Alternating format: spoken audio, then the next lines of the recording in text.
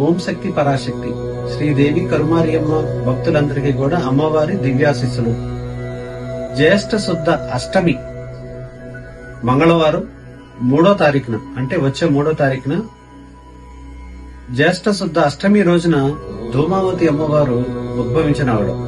ఈ ధూమావతి అమ్మవారు ఎవరు అంటే దశ మహావిద్యల్లో 7వ మహాశక్తిగా ఉన్నటువంటి అమ్మ.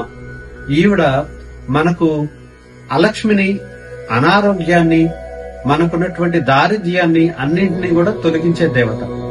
ఈ అమ్మవారిని ఉపాసన ద్వారా గాని, మంత్ర జపం ద్వారా గాని, అదే విధంగా హోమం ద్వారా గాని అమ్మవారిని మనం ప్రసన్నం చేసుకోగలం. కాబట్టి ఈ మంగళవారం సాయంత్రం 7 గంటలకి మన పీఠంలో, విజయవాడలో ఉన్నటువంటి మన పీఠంలో శ్రీ ధూమావతి అమ్మవారికి సంబంధించిన హోమం, దాని తర్వాత తాంత్రిక పద్ధతిలో అలక్ష్మిని తొలగించేటువంటి ఒక చక్కటి పూజా కార్యక్రమం జరుగుతుంది.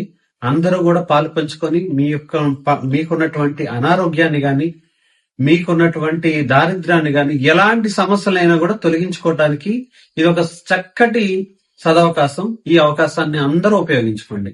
ఓం శక్తి పరాశక్తి.